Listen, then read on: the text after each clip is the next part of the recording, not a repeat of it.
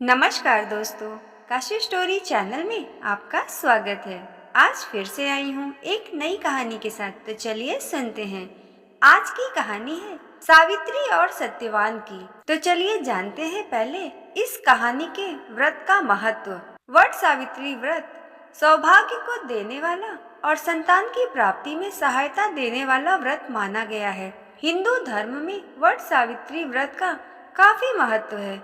वट सावित्री व्रत ज्येष्ठ मास की शुक्ल पक्ष की अमावस्या को होता है। मान्यता है कि इसी दिन पतिव्रता सावित्री ने यमराज से अपने पति सत्यवान के प्राणों की रक्षा की थी। आइए जानते हैं आखिर कौन थी सावित्री और क्यों कम उम्र वाले सत्यवान से उन्होंने विवाह किया। सावित्री का अर्थ वेद माता, गायत्री और सरस्वती भी होता है।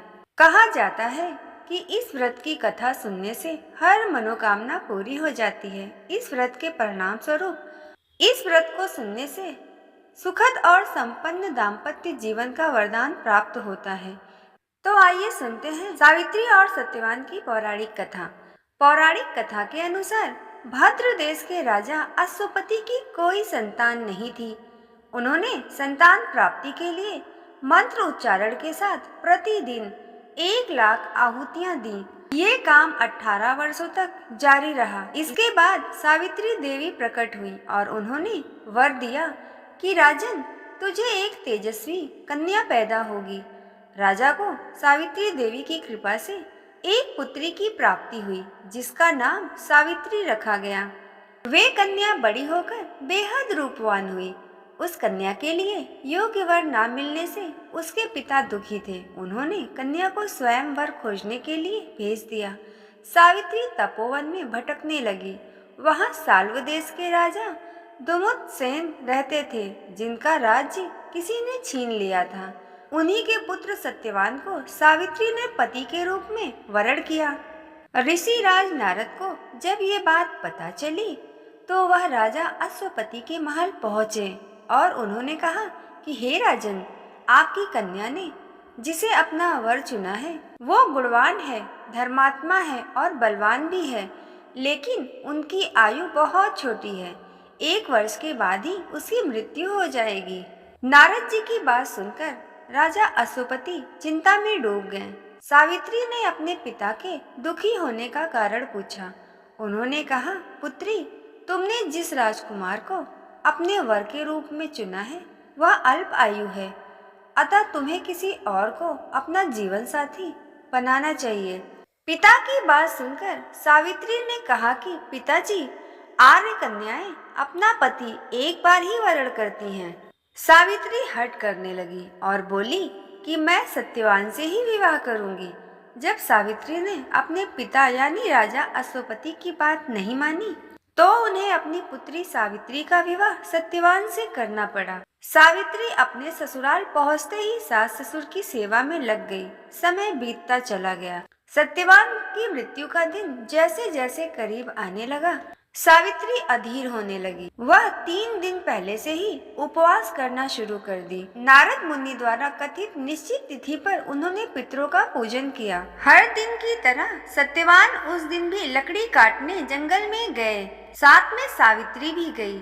लकड़ी काटने के लिए सत्यवान जैसे ही एक पेड़ पर चढ़े, उन्हें अचानक से सिर में दर्द होने लगा। दर्द से व्याकुल सत्यवान पेड़ से नीचे उतर गए। सावित्री यह देखकर परेशान हो गई। सत्यवान के सिर को अपनी गोद में रखकर सावित्री सत्यवान का सिर सहलाने लगी। तभी वहां यमराज पहुंचे। यमराज अपने साथ सत्यवान को ले जाने लगे। सावित्री भी यमराज के पीछे पीछे चल पड़ी। यमराज ने सावित्री को समझाने की कोशिश की, लेकिन सावित्री नहीं मानी। सावित्री की निष्ठा देखकर यमराज ने सावित्री से कहा, हे देवी, तुम धन्य हो, तुम मुझसे कोई वर मांगो। सावित्री ने कहा कि मेरे सास ससुर वनवासी और अंधे हैं, उन्हें दिव्य ज्योति प्रदान करें। यमराज ने वरदान दिया और आगे की ओर बढ़ चले। यमराज ने वरदान दिया और कहा, अब लौट जाओ। लेकिन सावित्री अब भी अपने पति सत्यवान के पीछे पीछे चलती रही। यमराज ने कहा, देवी तुम वापस जाओ। सावित्री ने कहा, भगवान, पति के पीछे चलना मेरा कर्तव्य है। यह सुनकर उन्होंने फिर से उसे एक और वरदान मांगने के लिए कहा। तब सावित्री बोली, हमारे ससुर का राज्य छिन गया है, उसे पुनः वापस दिला दें। यमराज ने सावित्री को ये वरदान भी दे दिया, लेकिन सावित्री अभी भी पीछे पीछे चली जा रही थी। यमराज ने सावित्री को तीसरा वरदान मांगने के लिए कहा। इस पर सावित्री ने 100 पुत्रों और सौभाग्य का वरदान मांगा। यमराज ने ये वरदान भी सावित्री को दे दिया, लेकिन इस वरदान के मिलने के बाद भी सावित्री वापस नहीं लौटी। इस पर सावित्री ने यमराज से कहा कि प्रभु, मैं एक पतिव्रता नारी हूँ और आपने मुझे पुत्रवती होने का वरदान दिया है। यमराज जी समझ गए और सावित्री की बात सुनकर यमराज को सत्यवान के प्राण छोड़ने पड़े। यमराज अंतर ध्यान हो गए और सावित्री उसी वट वृक्ष के पास आ गई जहाँ उसके पति की मृत्यु हुई थी। सावित्री के आते ही सत्यवान जीवित हो गया और दोनों खुशी खुशी अपने राज्य के लिए चल पड़े। दोनों जब घर पहुँचे तो देखा माता पिता को दिव्य ज्योति प्राप्त हो गई और उनके सारे दुख दूर हो गए। कहते हैं कि वट सावित्री का व्रत करने और इस कथा को सुनने से जीवन साथी को लंबी आयु का वरदान प्राप्त होता है, साथ ही वैवाहिक जीवन में खुशियां बनी रहती हैं। इस प्रकार सावित्री और सत्यवान की कहानी पूरी होती है। दोस्तों, अगर आपको मेरी कहानी पसंद आए तो लाइक करें। आगे और कहानियों को देखने के लिए काशी स्टोरी चैनल को सब्सक्राइब करें। जय श्री कृष्णा, राधे राधे।